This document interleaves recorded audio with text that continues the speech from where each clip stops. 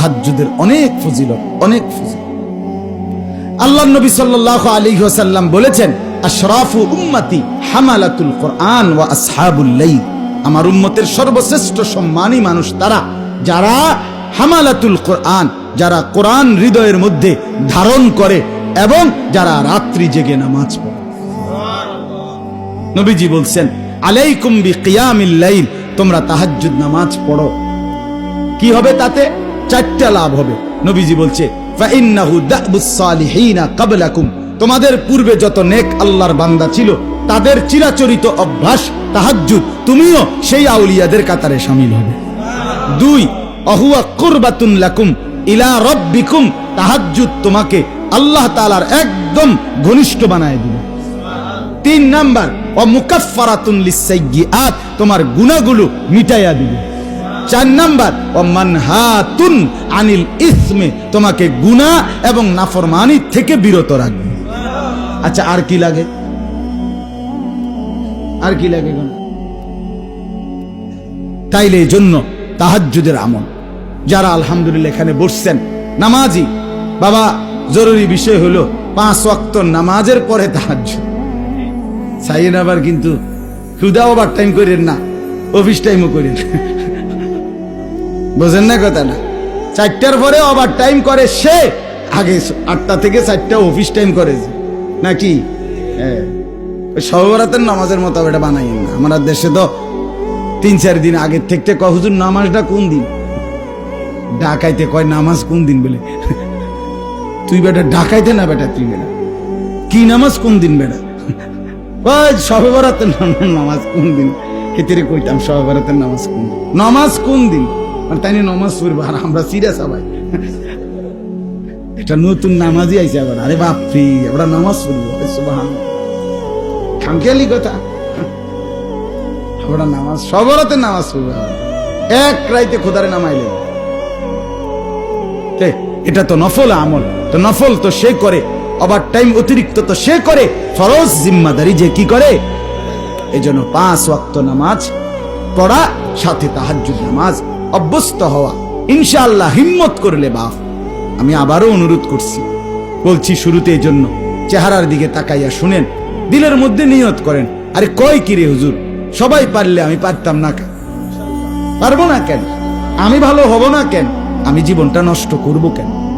কেন বরবাদ করে দিব? কেন নষ্ট করে দেব? আরে ভাইয়া কি লাভ? পরের নারী দেখে লাভ কি? অশ্লীল ছবি দেখে লাভ কি? কোন শখটা মিটছে কোন দিন? কতক্ষণের অস্থিরতা ছাড়া, কতক্ষণ অস্থিরতা ছাড়া, পেরেশানি ছাড়া আর হইছেটা কি? এই টেলিভিশন, এই নাটক, সিনেমা, এই নাজায়েজ ছবি, মোবাইলের অস্থির দৃশ্য দেখে খুব বেশি আমরা কি পাইলাম? কিচ্ছু লাভ হয়, শুধুই কেবল অস্থিরতা বাড়ে, শারীরিক সক্ষমতা কমে, যৌন চাহিদা, যৌন ক্ষমতা কমে যায়, শরীর নিস্তেজ হয়ে যায়, আখেরাত বরবাদ হয়ে যায়, আখেরাত বরবাদ হয়ে যায়। গুনাহ চেহারা কালো করে দেয়, অন্তর অন্ধকার করে, শরীর দুর্বল করে দেয়, রিজিক কমিয়ে দেয়, মানুষের অন্তরে ঘৃণা তৈরি করে। এই 5টা কথা, এজন্য দয়া করে গুনাহ ছেড়ে দেই, রাত্রিবেলা জাগার অভ্যাস করি, আল্লাহ তৌফিক দান করে। 2 নাম্বার হলো ওয়ারাত্তিলিল কুরআনা তারতিলা। আল্লাহ তাআলা বলছেন, বন্ধু সাথে বিশুদ্ধ মনোযোগের সাথে স্পষ্টভাবে শুদ্ধ করে কোরআনুল কারীম তেলাওয়াত করে। এই দ্বিতীয় আমল হলো বিশুদ্ধ কোরআন তেলাওয়াত। দ্বিতীয় আমল কি বলেন? 3 নাম্বার, ওয়াযকুর ইসমা রাব্বিক। 3 নাম্বার আমল হলো সর্বদা আল্লাহ তাআলার জিকির করে। এই আমল হলো 3টা। প্রথম 3টা, রাত্রি জেগে তাহাজ্জুদ, বলেন তো। 2, বিশুদ্ধ কোরআন তেলাওয়াত। 3, সর্বদা আল্লাহ তাআলার জিকির। কয়টা হইল? আবার কোন? শুধু কোরআন করে হইতো না, বিশুদ্ধ কোরআন করে। আমনে কইরা বলবেন বকর চক্কর হইতো না, বিশুদ্ধ হইতো। হ্যাঁ, সহি শুদ্ধ হইতো তেলাওয়াত। আমি অনেক বয়স নাই, আমি স্কুলে পড়ছি, অথবা ছোটবেলায় আব্বাই কামে লাগাইয়া দিছে, অন বয়স হইয়া গেছে, এসব ফাঁক না আলাপ করলে আপনাকে শিখতেই হবে।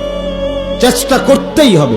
90 বছর না 900 বছর বয়সেও কেউ যদি সিদ্ধান্ত নেয় কোরআন শুদ্ধ করব, খোদার কসম আল্লাহ সহজ করে দিবে। আল্লাহর ওয়াদা এটা, বান্দা আও না তুমি, আমি দেখো না সহজ করিনি। ওয়ালাকাদ ইয়াসসারনাল কোরআন, আমি সহজ করেছি রে, তুমি আসো না। বুঝেন না? সাধুয়ানে বইয়া যদি কয় অন কি আর হে বয়স আসেনি, অন বিড়ি খাওয়ানোর বয়স দিয়ে আছে। হ্যাঁ, টেলিভিশনে বেডিত সাউনের বয়স অনেক কেমনে থাকে? কথা বলেন না কেন? এই বয়স কি আর অন আছে? কোন বয়স নাই আমরা। আল্লাহ আমাদেরকে বুঝ দান করে। এজন্য দ্বিতীয় নাম্বার কি বলেন? বিশুদ্ধ কোরআন তেলাওয়াত। বলেন না কি? 3 নাম্বার সর্বদা আল্লাহ তাআলার জিকির, উঠতে বসতে হাঁটতে চলতে আল্লাহ তাআলাকে ডাকে। এই 3টা হলো বাহ্যিক আমল। তাহাজ্জুদ, কোরআন তিলাওয়াত, সর্বদা আল্লাহর জিকির। 4 নাম্বার, 5 নাম্বার, 6 নাম্বার হৃদয়ের আমল। 4 নাম্বার হলো তাবাত্তুল ওয়া তাবাত্তাল ইলাইহি তাবতিলা। 4 নাম্বার হলো হৃদয় মনকে মাখলুক থেকে, আল্লাহর সৃষ্টি থেকে সরিয়ে সর্বদা আল্লাহর দিকে ফিরাইয়া রাখা। শয়নে স্বপনে, রাতে কিংবা দিনে, জাগরণে, দুঃখে কিংবা সুখে, সর্বদাই কলিজায় আমার আল্লাহর নাম। কার নাম বলেন না? আমি যা বলার বলবো আমার আল্লাহকে, যা চাওয়ার চাইবো আমার আল্লাহর কাছে, দিল আমার আল্লাহর দিকে ফিরান। এই অন্তরে এটার কয় তাবাত্তুল। কন্ত কি কইছি? তাবাত্তুল। বলেন বলেন, তাবাত্তুল। ফাইতেন না বলে আপনি জীবনও ফাটতেন। তাবাত্তুল অর্থ হলো আল্লাহর সৃষ্টি থেকে দিল সরিয়ে অন্তর কার দিকে ফিরিয়ে রাখা। 5 নাম্বার হলো তাওয়াক্কুল। লা ইলাহা ইল্লা হুয়া ফাত্তাখিযহু ওয়াকিলা। এই যে তাওয়াক্কুল, সার আল্লাহর উপরে ভরসা কর, আল্লাহই করবে, আল্লাহই করনে ওয়ালা জাত, শুধুই আল্লাহ, শুধুই আল্লাহ। তাওয়াক্কুল কর, সর্বদা আল্লাহর উপরে কি করা? তাওয়াক্কুল কর। এটা হলো তাওয়াক্কুল, এটাও অন্তরে থাকতে হবে। 6 নাম্বার সবর। ওয়াসবির আলা মা ইয়াকুলুন। এই সবর সর্বাবস্থায় কি করা? সবর করা, সবর করা, অধৈর্য করা। আজকে 3 দিন খোদারে কইতে আসি, কোনো আওয়াজ নাই। বুঝেন না কথাটা? আরে বাপরে, 3 দিন কইতেছে ওরা। বুঝেন না? কইতে কইতে হুজুর আজ 2 সপ্তাহ ধরে কইছি, কোনো লড়সড় দেখি না। না, সবর কর।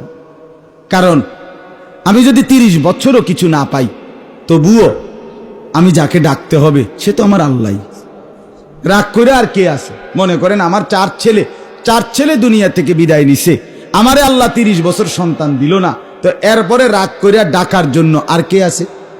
আর কে বইয়া রয়েছে কোনানে? তাহলে সুখে কিংবা দুঃখে, পাই বা না পাই, সবর ছাড়া আমাদের কাছে আর বিকল্প কিছু আছে? আল্লাহকে ডাকা ছাড়া উপায় আছে কি? এই জন্য শেষের 3টা হলো অন্তরের ব্যাপার। তাবাত্তুল, তাওয়াক্কুল, সবর। বলেন তো, তাবাত্তুল, তাওয়াক্কুল, সবর। আবার বলেন। এ পারতেন না আপনারা? কথা বলেন না কেন? না পারার কি আছে? পারবেন ইনশাআল্লাহ। তাহলে 1 নাম্বার কি বলেন?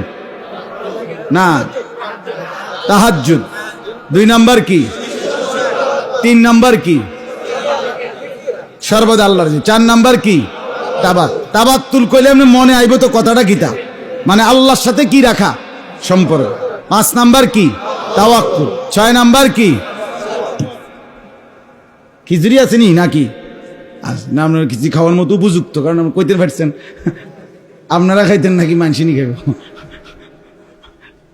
আল্লাহ আপনার করে তৌফিক দান করেন। বিশেষ করে বললাম সুন্নাতের উপরে আমল করেন। ছেলেদেরকে বলি বাবা শরীর পবিত্র রাখেন, হ্যাঁ, টয়লেট পেপার ঢিলা কুলুক ব্যবহার করেন, মেসওয়াক করেন, নিজের জীবন সুন্দর করেন। আল্লাহ তাআলা আমাদেরকে তৌফিক দেন, কবুল করেন, আমিন। এই জামিয়া মাদানিয়া মাদ্রাসা আলহামদুলিল্লাহ এই ছোট্ট টিনের ঘরে ছেলেদেরকে পড়াইতেছে, কষ্ট করে। আমি আরো একবারও আসছি, তখনও দেখছি টয়লেট, বাথরুম, ওযু, ইস্তেঞ্জা, খাওয়ার জায়গা সব মিলে এই কষ্ট করে আসলে চালায়। দেখেন, আমি খুলনা এক চিল্লা সময় লাগাইছিলাম গত বছর।